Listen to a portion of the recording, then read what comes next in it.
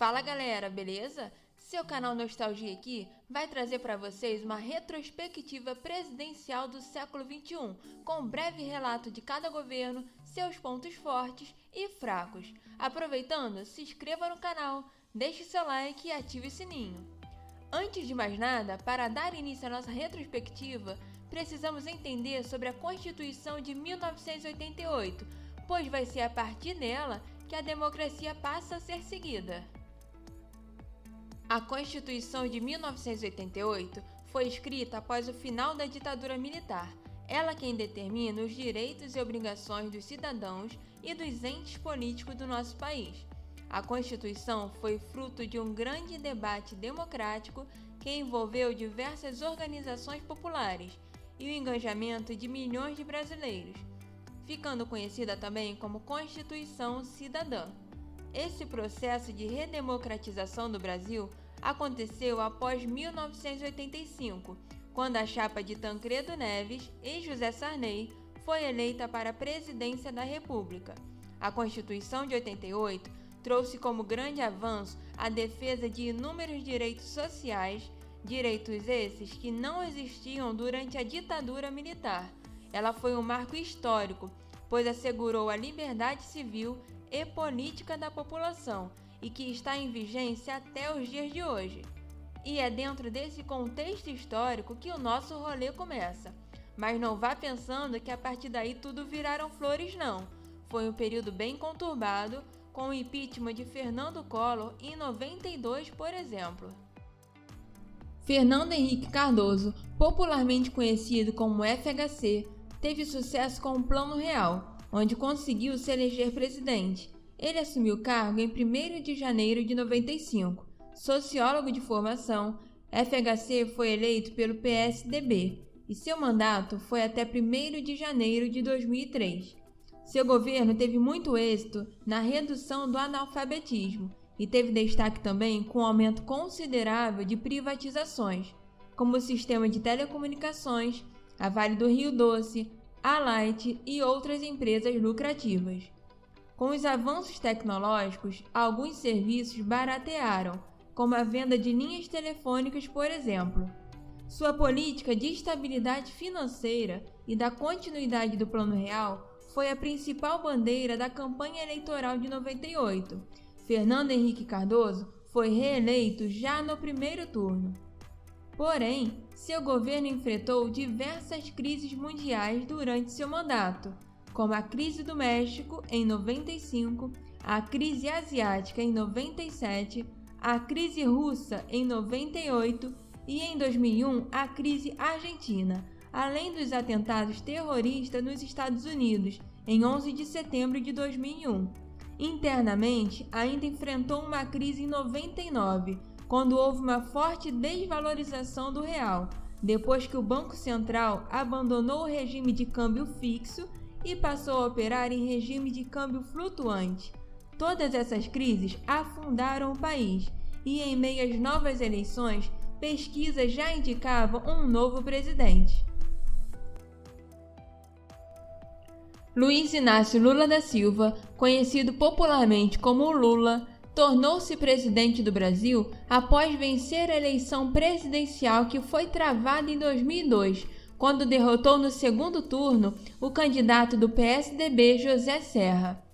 Lula já havia se candidatado à presidência nos ciclos eleitorais anteriores, realizados em 89, 94 e 98, mas foi derrotado por Fernando Collor e Fernando Henrique Cardoso, para quem perdeu 2 vezes. Luiz Inácio Lula da Silva iniciou seu mandato em 1º de janeiro de 2003, prometendo manter a estabilidade econômica e combater a fome e o desemprego. A trajetória política de Lula esteve muito ligada aos movimentos sindicalistas que surgiram na região do ABC na virada da década de 70 para a década de 80, durante a ditadura militar. No governo de Luiz Inácio Lula da Silva, foram criadas mais vagas de trabalho. Ele apostou também no programa social Bolsa Família, que ajudava financeiramente famílias carentes. Naquela época, o país saiu da lista de países que integravam o mapa da fome, organizada pela ONU. Houve o maior acesso ao ensino, tanto básico quanto superior, com a criação de novas universidades e a implementação de cotas raciais. Entretanto, diferentes denúncias aconteceram ao longo do mandato de Lula. O seu governo foi marcado por investigações de corrupção e pagamentos de deputados para garantir a aprovação de projetos. Sua imagem foi fortemente abalada, pois os casos de corrupção envolviam pessoas diretamente ligadas à sua base política. De todos os escândalos, o que mais repercutiu ficou conhecido como Mensalão, que estourou em 2005. O Mensalão constituiu basicamente no escândalo em que membros da cúpula do governo realizavam a compra de parlamentares a partir de Caixa 2, para que apoiasse no legislativo as pautas de interesse do governo. Luiz Inácio Lula da Silva foi condenado por corrupção passiva e lavagem de dinheiro. Foi preso em 7 de abril de 2018, condenado por 12 anos e 1 mês de reclusão, mas teve sua pena reduzida pelo STF. Atualmente, já solto, é candidato à presidência. Depois que Lula ficou 8 anos no poder, foi a vez da primeira mulher a assumir a presidência. Dilma Rousseff era candidata do Partido dos Trabalhadores, o PT, e tinha o apoio de Lula. Ela tomou posse em 2011 e comprometeu-se em dar continuidade aos programas iniciados na gestão anterior. Seu governo também investiu em infraestrutura, além de criar outros programas sociais, como Mais Médicos, um programa que visava tornar mais acessível o atendimento médico no território brasileiro. Reeleita em 2014, Dilma Rousseff inicia seu segundo mandato. Entretanto, acusada de cometer crime de responsabilidade fiscal, sofreu um processo de impeachment que culminou a sua saída em 2016. Com a saída de Dilma Rousseff do poder, quem assume é seu vice, Michel Temer. Como presidente interino, Michel Temer ficou na presidência por 2 anos. Durante seu período de governo, ele realizou algumas ações no sentido de reformular algumas leis, e desde que assumiu, foi alvo de críticas, instabilidades, controvérsias e polêmicas. O período de mandato foi marcado por investigações de corrupção e comentários sobre o processo de impeachment. Temer bateu recorde histórico de rejeição em 2017 e já em 2018, no final do seu governo, uma pesquisa do Datafolha mostrou a mais alta taxa de reprovação da história do Instituto. Michel Temer deixou o governo com 3 denúncias criminais, sendo denunciado 2 vezes pela Procuradoria-Geral da República, e outra acusação foi sobre o suposto envolvimento de Temer com irregularidades no Porto de Santos. Jair Messias Bolsonaro construiu uma longa carreira parlamentar com base na defesa dos interesses de militares e candidatou-se à presidência nas eleições de 2018. Ainda como candidato, ele foi alvo dos protestos conhecidos como Movimento Ele Não, que foram manifestações lideradas por mulheres, tendo como principal objetivo protestar contra a candidatura à presidência da República do então deputado federal Jair Messias Bolsonaro. Em 6 de setembro, durante uma agenda de campanha em Juiz de Fora, com a presença de milhares de apoiadores, Jair Bolsonaro foi vítima de um atentado à faca cometido por Adélio Bispo de Oliveira. Ele foi preso em flagrante pela Polícia Federal e Jair Bolsonaro chegou a ficar hospitalizado por um tempo. Naquele período, pesquisas mostravam intenção de voto ao ex-presidente Luiz Inácio Lula da Silva, do PT. Porém, o petista foi preso, por decisão do então juiz federal Sérgio Moro, titular da Operação Lava Jato. A partir disso, o PT anunciou oficialmente que o ex-prefeito paulistano Fernando Haddad substituiria Lula na urna. A partir daquele momento, então, os principais institutos de pesquisa passam a apontar Bolsonaro como favorito. Uma de suas peças-chave de campanha era fazendo oposição aos governos anteriores. Jair Messias Bolsonaro prometeu acabar com a corrupção e diminuir os gastos públicos. O militar reformado contou com uma forte campanha nas redes sociais.